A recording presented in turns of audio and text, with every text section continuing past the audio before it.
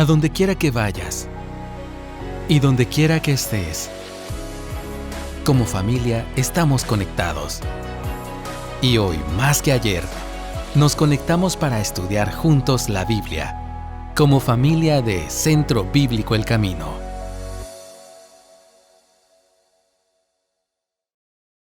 Buenos días, hermanos. Es un gusto para mí, un privilegio poder estar aquí al frente, compartir con ustedes de nuevo la palabra. Y vamos a iniciar con una oración.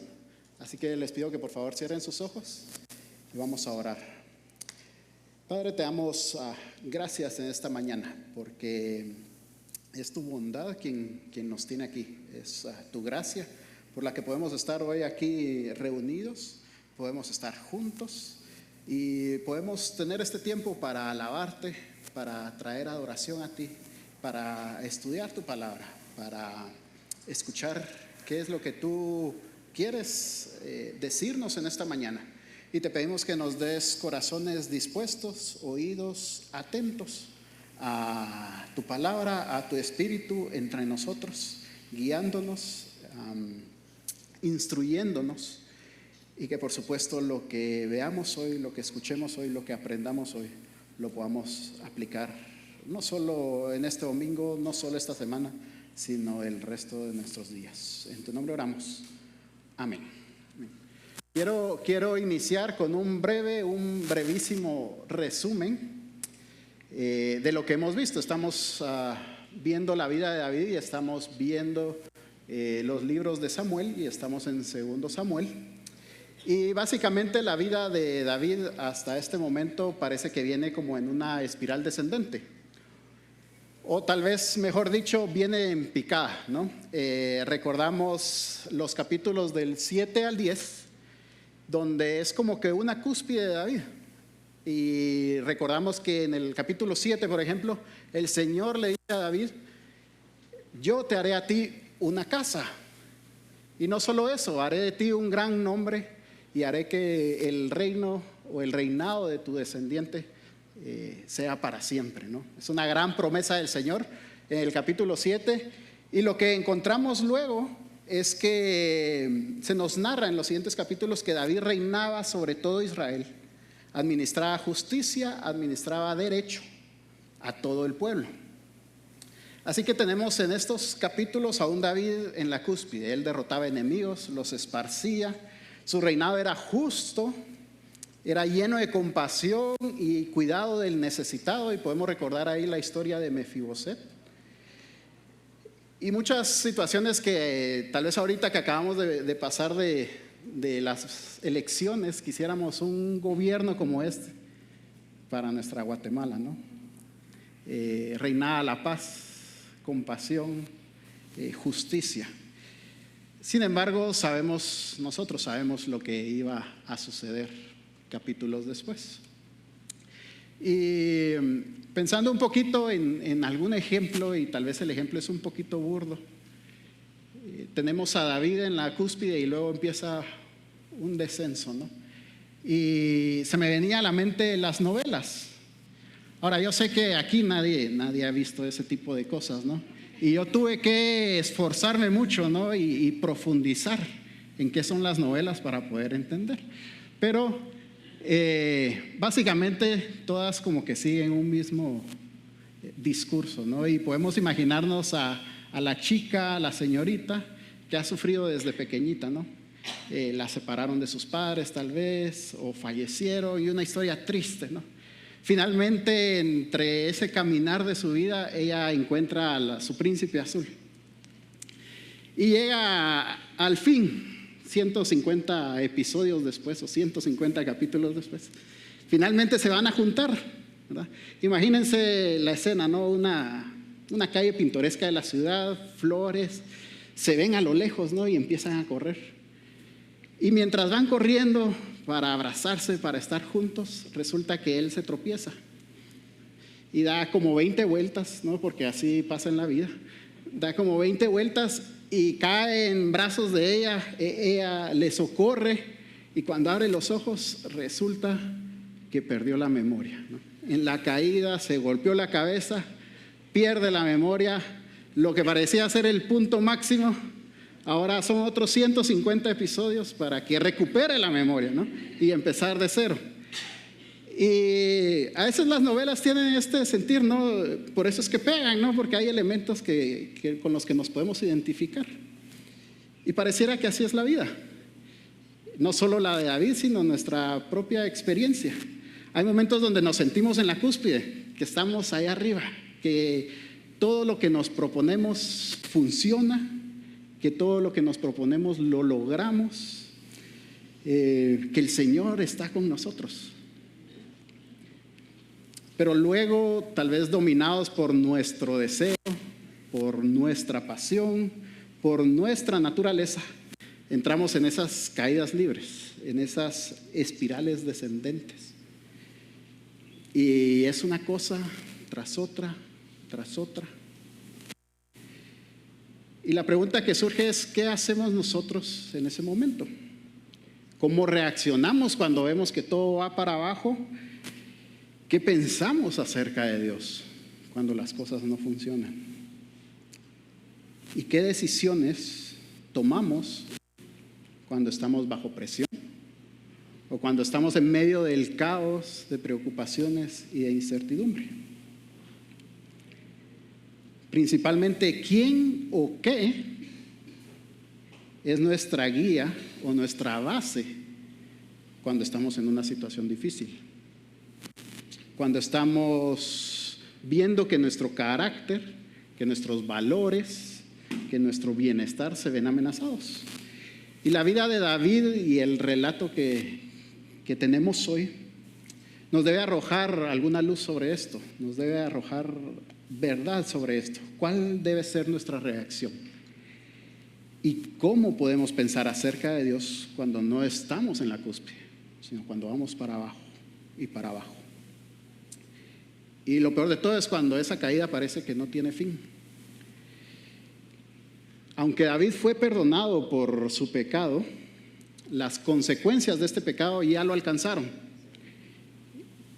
Consecuencias que vienen de la mano de su propia familia. Y el día de hoy estaremos meditando en 2 Samuel, capítulos del 15 al 18.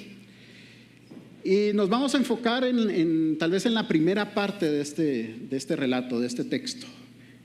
Como si hiciéramos un zoom a toda la historia, a este pedazo de la historia, porque es en estos capítulos donde podemos ver, escuchar lo que el Señor está haciendo y lo que hace en la vida de sus hijos. Absalón, por otra parte, Absalón era de armas tomar. No sé si han escuchado ese término, ¿no? Pero Absalón no se quedaba sentadito a esperar qué pasaba. Él iba y hacía lo que quería hacer. Podemos recordar entonces el asesinato de Amnón en el capítulo 13. Planeó todo para asesinar a Amnón luego de lo de Amnón y Tamar. Y en el capítulo 14, que no lo vamos a ver por encimita, Absalón regresa a Jerusalén y manda a llamar a Joab. Joab nunca le responde, no lo atiende. Y lo que hace Absalón entonces es mandar a su gente a quemar el campo de Joab. Joab tenía su cultivo ahí, su parcela, y la manda a quemar, ¿no? Así era Absalón. Ya se imaginan tenerlo, si lo traemos un poquito a nuestros días, tenerlo de contacto en WhatsApp y dejarlo en visto. No sabemos cómo reaccionaría. Pero Absalón, dominado por su deseo de venganza, asesina a Amnón, y este acto abre la puerta o establece el preámbulo, el escenario para nuestra historia de hoy. Interesantemente, 7 años después de lo de Amnón y Tamar, tenemos a Absalón de vuelta en Jerusalén. Lleva 2 años ahí sin ver a David, por eso es que manda a llamar a Joab y no lo atiende y todo esto. Lleva 2 años queriendo ver a David, sin embargo sin enfrentar ninguna consecuencia por lo de Amnón. Está tranquilo. Y al final del capítulo 14 se nos dice que Absalón, pues luego de que quemó el campo de Joab, le dice a Joab: ¿para qué vine yo de Jesús? O sea, ¿para qué me trajeron? Mejor me hubiera quedado yo allá. Vea yo al rey, y si hay iniquidad en mí, si hay algo malo en mí, entonces que me mate. Joab se lleva este mensaje, se lo lleva a David, finalmente se presenta Absalón ante David, se postra. Lo que David hace es levantarlo y le da un beso. Era su hijo, David su padre, pero pareciera que ahí terminó.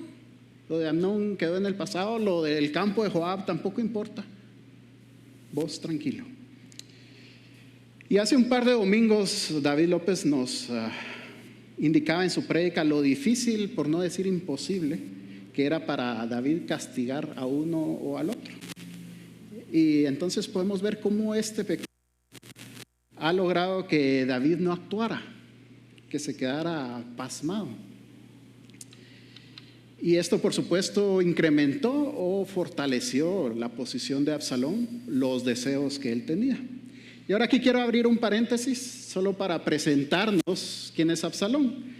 Si recuerdan, conocemos a Absalón de la historia de Amnón y Tamar, pero ahí Absalón ya aparece como un personaje principal, ¿no? Es el hermano de Tamar y arma todo lo que armó. Pero en realidad se nos introduce un capítulo después, en el capítulo 14, perdón. ¿Y cómo era Absalón? Y el verso 25 dice, en todo Israel, capítulo 14, verso 25, en todo Israel no había nadie tan bien parecido ni tan celebrado como Absalón. Desde la planta de su pie hasta la coronilla no había defecto en él. Cuando se cortaba el cabello, y era al final de cada año que se lo cortaba, pues le pesaba mucho y por eso se lo cortaba. Cuando se lo cortaba el cabello pesaba 200 ciclos, 2.3 kilos, según el peso real. Más o menos 5 libras y pico, ¿no? Y ahora no voy a comentar nada de su cabello, porque básicamente si lo hago sería basado en la envidia. Pero este era Absalón, ¿no? Y leo para ustedes de nuevo el versículo 25. En todo Israel no había nadie tan bien parecido ni tan celebrado como Absalón. Desde la planta del pie hasta la coronilla no había defecto en él. Y esto nos lleva a pensar, o quiero llevarlos a pensar, en qué otro momento yo he visto o yo he escuchado acerca de un personaje del cual se nos diga que no había como él en todo Israel, que sobresalía o sobrepasaba a cualquiera. ¿Se les viene alguien a la mente? Saúl, exactamente, Saúl, ¿no? Y lo que vemos en 1 Samuel, en el capítulo 9, se nos describe a Saúl, y lo que se nos dice de Saúl es: no había nadie más bien parecido que él entre los israelitas. De hombros arriba, sobrepasaba a cualquiera del pueblo. Así que parece que el autor aquí nos está introduciendo un paralelo literario. Y podemos encontrar varios de estos en la Biblia, pero es decir, no estamos leyendo simplemente un libro de historia. No son simplemente datos históricos lo que el autor nos quiere presentar aquí. Nos trae a la mente un relato más grande, más amplio, más profundo. Y obviamente la Biblia lo que queremos es conocer a Dios y lo que Él está haciendo en medio de la historia. Entonces este relato nos empieza a invitar a meditar, a comparar historias, buscar diferencias, similitudes y agregarle esa capa extra de pensamiento, ¿no? Y desde el inicio ya vemos algunas diferencias. La frase de que no había nadie más bien parecido que él en Israel, esa es prácticamente la misma para ambos. Pero luego de Absalón se agrega, ni tan celebrado. Saúl de hombros a cabeza, sobrepasaba a cualquiera. Pero Absalón desde los pies hasta la coronilla, él era perfecto, ¿no? Y entonces parece que estamos tratando aquí con un Saúl 2.0, un Saúl más tremendo. Y lo que el autor nos invita es como que ir a buscar nuestro folder de la historia de Saúl y tenerlo aquí a la par, para recordar y para visualizar qué está pasando. Y si Absalón es como un nuevo Saúl, pues ¿cómo será David? ¿Qué hizo Saúl cuando un joven amenazó su reino?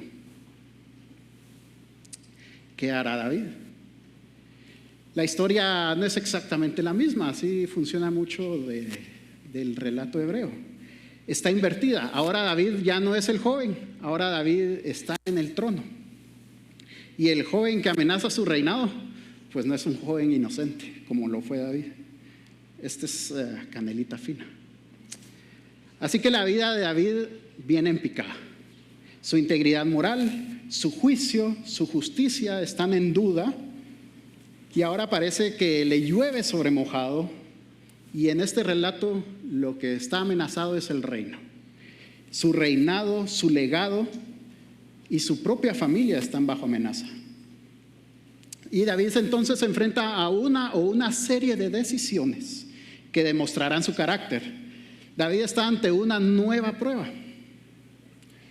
Y es que parece que desde el capítulo 11 hasta estos capítulos ha sido una de circunstancias fallidas, de malas decisiones. Y ahora parece que el Señor está verificando si David sigue siendo apto para el reino y para el puesto. ¿Defenderá David el reinado como lo hizo Saúl? Podríamos pensar que debe hacerlo, es el rey, ¿no? Y el otro es una amenaza, es una traición.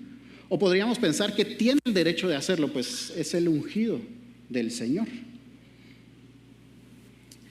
Y por supuesto sabemos que David desde el capítulo 11 pareciera que no es apto para nada. Pero en el relato lo que quiero que veamos es cómo el Señor empieza a transformar y a cambiar ese corazón de David hacia lo que el Señor quiere hacerlo, y es Él quien le hace apto. Entonces Absalón en Jerusalén, libre de culpa, no le pasó nada por lo que ha hecho, empieza una manipulación o un engaño, echa a andar su plan, ¿no?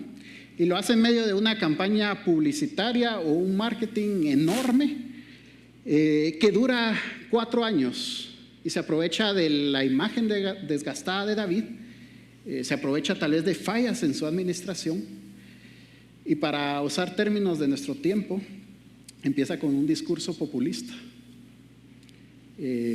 Se pasea con caballos, con carros, hombres corriendo a su alrededor, todo un despliegue de realeza, de autoridad, que de por sí ya era traición. Y lo que sucede es que se da cuenta que puede hacer las cosas libre de consecuencias, ¿no? No le pasa nada. Se acercaba a la gente que iba a la puerta, dice el relato, a presentar disputas, a presentar temas legales, y les decía básicamente lo que querían oír. Se acercaba a las personas y les decía: tú tienes razón, ¿verdad? A ti se te debería hacer justicia, pero con David ahí no vas a lograr nada, ¿no? Si tan solo a mí, si tan solo yo fuera juez, yo sí te haría justicia. Y vemos en el verso 6 del capítulo 15, que dice: así Absalón robó el corazón de los hombres de Israel. El hebreo empleado acá es la palabra ganab, y se refiere tanto a robar como a engañar, y ambos aplican a nuestro relato. Lo que el autor nos está diciendo es que Absalón, engañándolos, robó el corazón de la gente. El engaño de Absalón no quedó solo con la gente, llega hasta David. Absalón se acerca a David y le pide permiso para ir a Hebrón, para pagar un voto que ha hecho al Señor. Ahora no tenemos registro, no sabemos que haya hecho ningún voto de este tipo, más pareciera ser otro paso en su manipulación, y le dice a David básicamente lo que cualquier padre quisiera escuchar: que su hijo está enfocado en el Señor, que quiere buscarle y agradarle. En el verso 7 le dice: le ruego, Absalón hablándole a David, me deje ir a Hebrón a pagar mi voto que he hecho al Señor.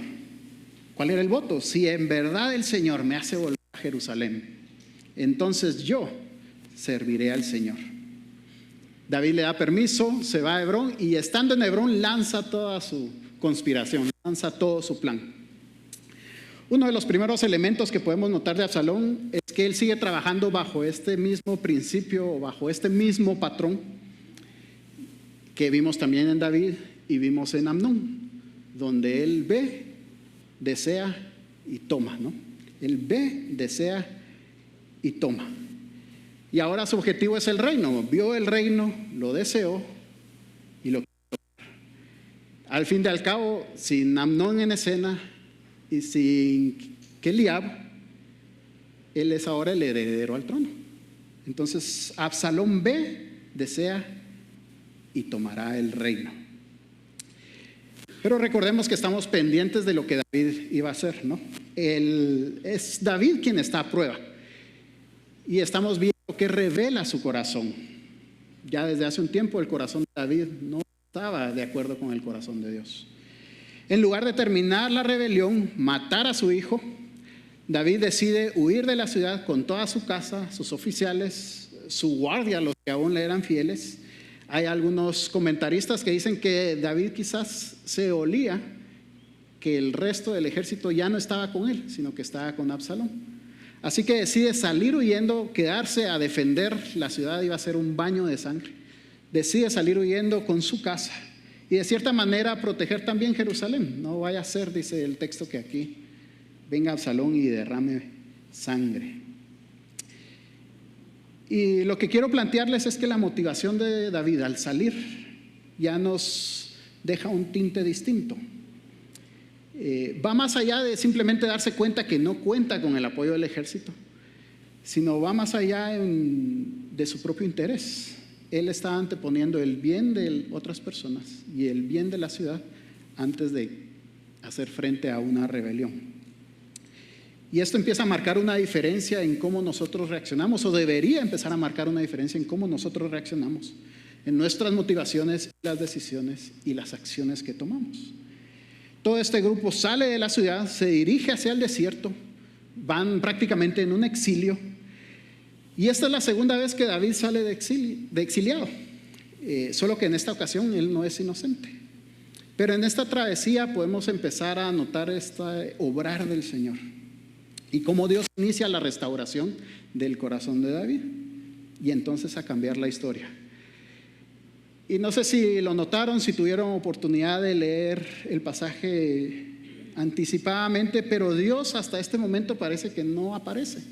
Aparte de un par de menciones ahí de Absalón que iba a ir a cumplir su pacto, el Señor parece que no está en escena. Y lo que podemos ver es que hasta este momento David en realidad no toma en consideración al Señor. Parece que su dinámica, cómo administra el reino, cómo él opera, cómo él funciona, no toma en cuenta al Señor. Y esto es el patrón que podríamos ver los últimos 7 años, ¿no? Desde Betsabé. David y este grupo salen de la ciudad, descienden el valle de Cedrón hasta llegar al torrente, se nos narra, y lo cruzan. Y hablábamos de la vida de David como que viene en un descenso. Y aquí literalmente tienen que descender. Si ubicamos Jerusalén, si lo pudiéramos ubicar en un mapa, Jerusalén está sobre un monte, más o menos 800, 900 metros sobre el nivel del mar. Y no sé si recuerdan, pero en otras ocasiones hemos hablado de los salmos de ascenso, ¿no? Y eran aquellos salmos donde la gente migraba e iba hacia Jerusalén e iban en ascenso. Así que Jerusalén está en una colina, está en un monte, y ellos realmente descienden un valle hasta el torrente.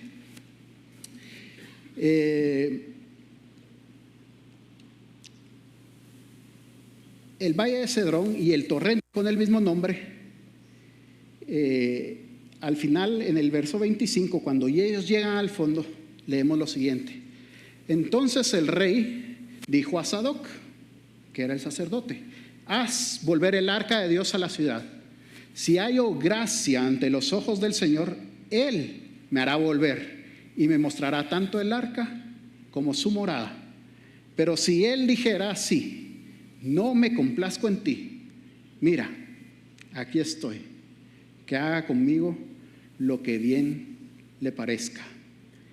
Y aunque físicamente David desciende de la ciudad hasta el fondo del valle,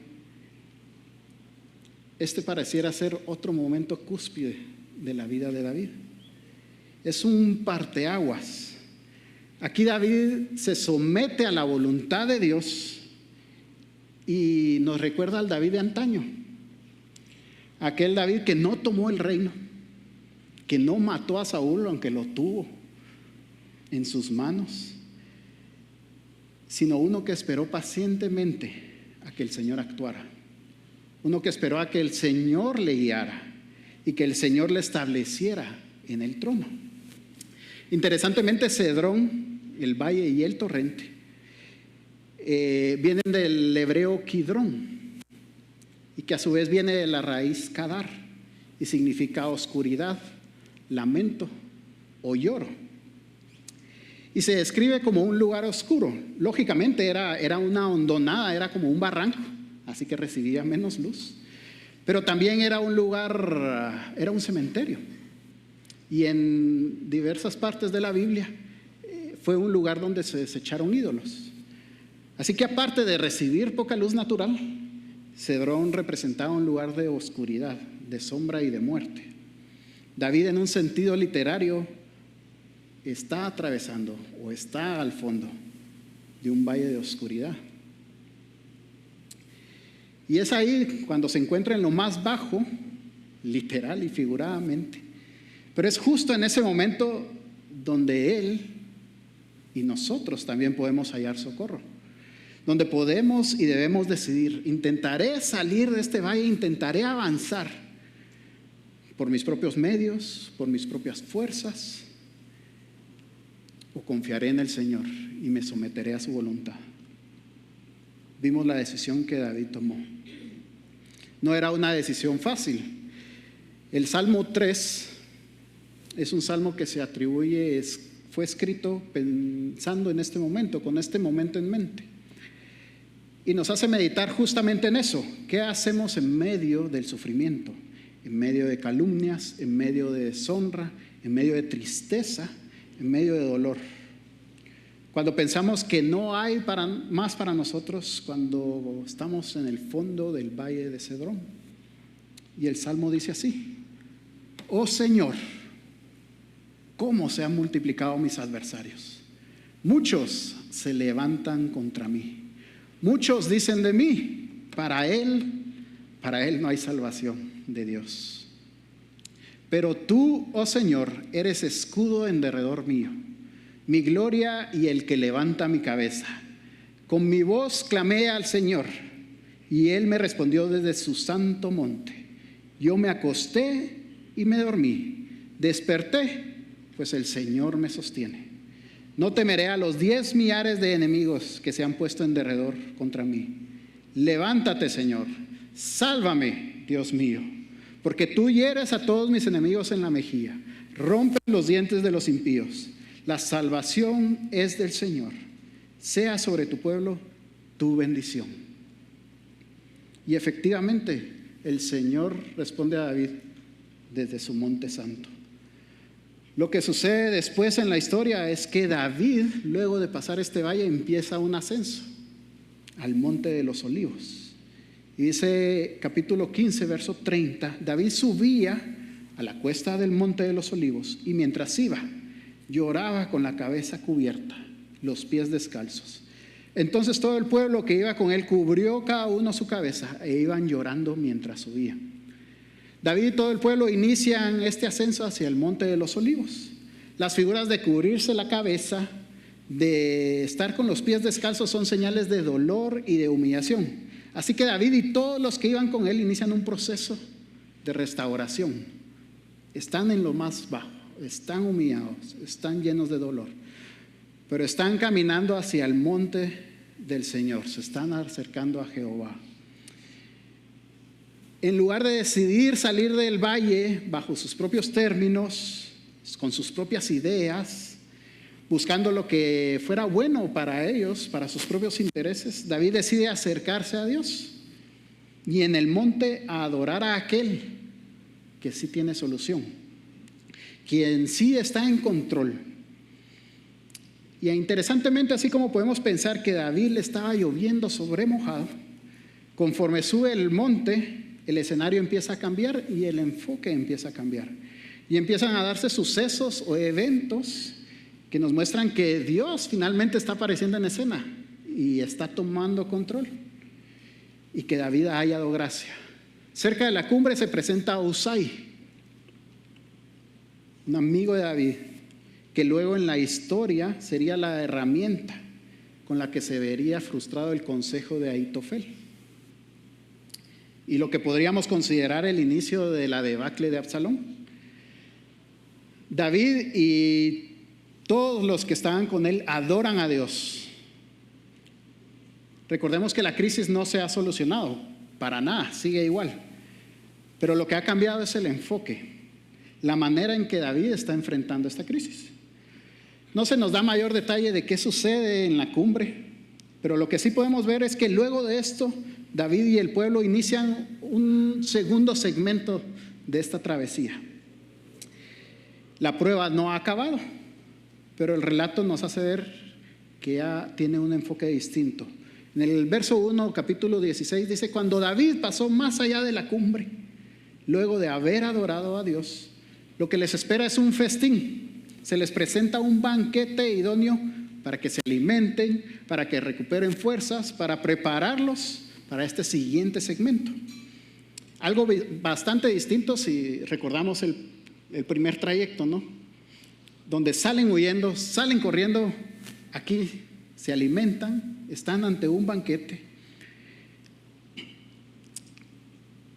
y luego siguen bajando el monte, y lo que podríamos pensar un último escalón en esta prueba. De nuevo parece que el autor o el relato busca confirmarnos cómo estaba el corazón del rey. Pareciera que al confiar en Dios y devolver el arca, David se hace apto para continuar en el reino. Al no aferrarse al trono, en realidad lo gana. Pero todavía hay un elemento más. Y si recordamos, David estuvo dispuesto a manipular y a engañar y a conspirar para asesinar a Urías. David estuvo dispuesto a manipular la situación para asesinar a un hombre inocente. Y en esta ocasión se presenta otro hombre, Simei. En el verso 5 se nos dice que era un hombre de la familia de la casa de Saúl, y de nuevo recordamos los hechos, los eventos que sucedieron con Saúl. Y Simei lo que hace es empezar a insultar, a maldecir y a agredir a David. Le lanzaba piedras no solo a él, sino a todos los que iban con él. ¡Fuera! ¡Fuera! Hombre sanguinario e indigno. Esto es lo que Simei le empieza a decir a David y a toda la gente. Sin embargo, David no era culpable de nada de lo que Simei le estaba acusando. Es más, atentar contra el rey o su familia era castigado con muerte. Atentar contra el ungido del Señor, igual manera. Y de nuevo recordamos que David no pestañeó para matar a un inocente. ¿Cuánto más podría haber levantado la mano o dado la autorización para que lo decapitaran, como nos dice el relato? Sin embargo, la respuesta de David nos deja ver ya un corazón transformado. Si él me maldice, y si el Señor le ha dicho, maldice a David, ¿quién pues le dirá, ¿por qué has hecho esto? Déjenlo, que siga maldiciendo, porque el Señor se lo ha dicho. Quizá el Señor mire mi aflicción y me devuelva bien por su maldición hoy. David no solo no permitió que Simei fuera asesinado, David ni siquiera trató de callarlo. No se hizo el loco o el desatendido. David estaba dispuesto a escuchar las palabras en su contra y observar el obrar de Dios. David confió en la mano del Señor de cara al futuro. Quizá el Señor me devuelva bien. David continúa este trayecto, esta huida. Finalmente llegan al Jordán, lo cruzan y llegan a la ciudad de Mahanaim. Y estando en Mahanaim, vemos en el capítulo 17, verso 28, trajeron camas, copas, vasijas de barro, trigo, cebada, harina, grano tostado, habas, lentejas, semillas tostadas, miel, cuajada, ovejas y queso de vaca, para que comieran David y el pueblo que estaba con él. otro banquete. David finaliza este segmento del viaje y su travesía con otro banquete y descansa. ¿Qué sucedió en el resto de la historia, en el resto de los pasajes? La insurrección de Absalón básicamente es contrarrestada, no por ninguna acción de David o sus valientes, no porque fueran más astutos o más pilas que Absalón, sino por el obrar de Dios. Así como al inicio parecía que Dios no aparecía, aquí la historia se permea por su obrar. El efectivo consejo de Ahitofel, si pensamos qué hubiera pasado si le hacen caso a Ahitofel, probablemente David moría. El efectivo consejo de Ahitofel se ve frustrado y este termina suicidándose. Husai y su mal consejo prosperan, trayendo la ruina de Absalón, y este muere luego en batalla contra los valientes de David, terminando así con toda la conspiración. Y quiero entonces que traigamos a nuestra mente y a nuestro corazón a los personajes principales, sus actitudes, sus acciones a lo largo de este relato. Y quiero resaltar algunos aspectos de nosotros y para nosotros. ¿Cómo reaccionamos o actuamos nosotros como pueblo, como iglesia, como comunidad? ¿En qué nos fijamos o qué es lo importante para nosotros y nuestra congregación? En todo Israel no había nadie tan bien parecido ni tan celebrado como Absalón. Y el pueblo se fue con la finta, se fue con la apariencia. Lo mismo sucedió con Saúl. Cuando el Señor elige a David, le dice a Samuel: no mires a su apariencia, ni lo alto de su estatura, porque lo he desechado. Porque Dios no ve como el hombre ve, pues el hombre mira la apariencia exterior, pero el Señor mira el corazón. Y esta vez con Absalón lo volvieron a hacer. ¿Cómo actuamos nosotros cuando estamos juntos? Absalón siguió el patrón que hemos visto muchas veces: vio, deseó y tomó. Un patrón que no solo repitió él, lo vimos en David, y estoy seguro que lo hemos visto en nosotros mismos muchas veces. Pues es el patrón que el mundo impulsa, es el patrón que parece que nos genera beneficio, nos genera ganancia, nos genera comodidad. Veo, deseo y tomo. Y lamentablemente casi siempre caemos en la trampa. Absalón logró su ascenso, consiguió lo que anhelaba por medio de engaños, manipulación. Un personaje orgulloso, soberbio, sin problemas para pasar por encima de los demás. Y en ningún momento mostró una pizca de arrepentimiento. Hizo su voluntad de acuerdo a sus propios intereses. La meditación entonces voltea hacia nosotros. Quizás estamos hoy aquí como el pueblo y nos hemos ido un poco con la apariencia. Quizás hemos criticado, hemos hecho de menos, hemos chismeado o hemos humillado a alguien por su exterior, por lo que vemos. Tal vez hemos hecho a alguien a un lado porque no pertenece, porque no tiene mucho en común conmigo o con mi grupito. O quizás hemos buscado quedar bien con alguien más o con nuestro propio ego en lugar de buscar la guía y el deseo del Señor. Quizás estamos hoy aquí en modo Absalón, donde nosotros somos los que aparentamos. Tal vez a través de una máscara, una fachada, a través de pretender interés por Dios o por mis prójimos, cuando en realidad estoy buscando mi beneficio, mi voluntad, cumplir mi objetivo, sin importar a quién me pase llevando. Quizás una y otra vez hemos visto, hemos deseado y hemos tomado. Quizás estamos hoy aquí como David, siendo perseguidos por nuestro pecado, por las consecuencias de este, sintiéndonos en medio del valle de Cedrón, pensando que no hay salida, que es el fin, que lo que he hecho, lo que he pensado no tiene perdón, que para mí no hay salvación, no hay redención. Y tal vez nos encontramos intentando solucionar las cosas, arreglar las cosas, poner las cosas en orden por nuestros propios medios, en nuestras propias fuerzas, en nuestro propio criterio. Si nos podemos identificar con alguno de estos ejemplos, o quizás en nuestra mente hay otros que yo no mencioné, estas pruebas o circunstancias que estamos atravesando, es posible que revelen que nuestro corazón no está alineado al de Dios, que no está conforme al corazón de Dios. Déjenme decirles que el relato de hoy es uno de esperanza. La historia de hoy nos dice que después de este valle oscuro está el monte del Señor y que Él responde desde su monte. Por supuesto, David, si bien es cierto, venía en picada, el relato de hoy nos muestra un cambio. Aquel rey que vio, deseó y tomó, ahora deja todo en las manos de Dios. Entrega el trono entendiendo que no le pertenece, sino que es de Jehová. Aquel rey que manipuló y conspiró para asesinar a un inocente, ahora recibe la humillación, recibe la consecuencia, confiando que Dios es capaz de convertir maldición en bendición.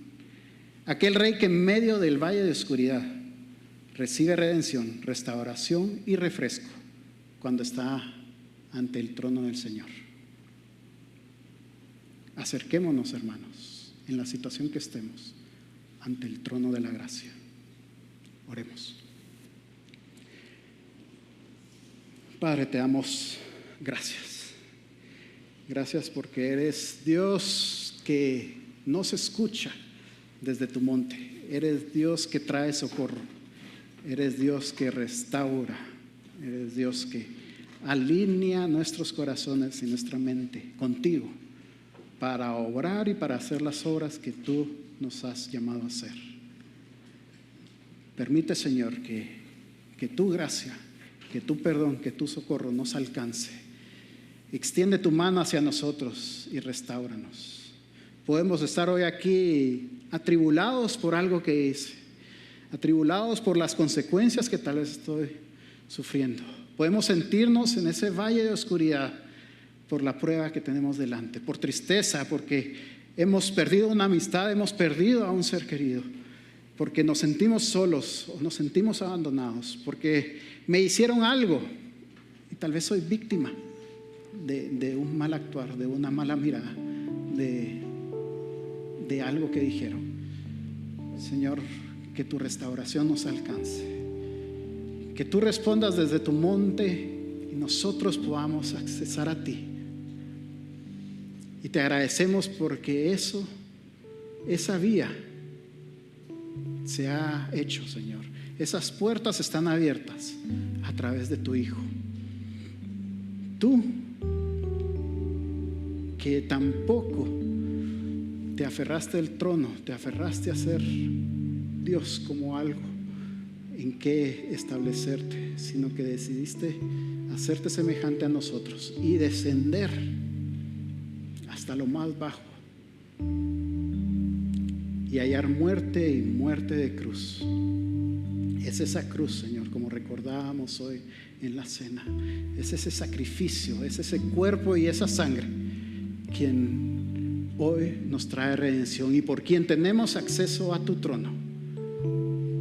Y por supuesto, Señor, la esperanza de que al final de esta travesía estaremos contigo sentados a la mesa, Señor, con un banquete en tu presencia. Permite, Señor, que apliquemos esto a nuestro día a día. En tu nombre oramos. Amén. A donde quiera que vayas y donde quiera que estés, mantente conectado con Dios. Y también conéctate con nosotros a través de nuestras redes sociales. Hasta pronto.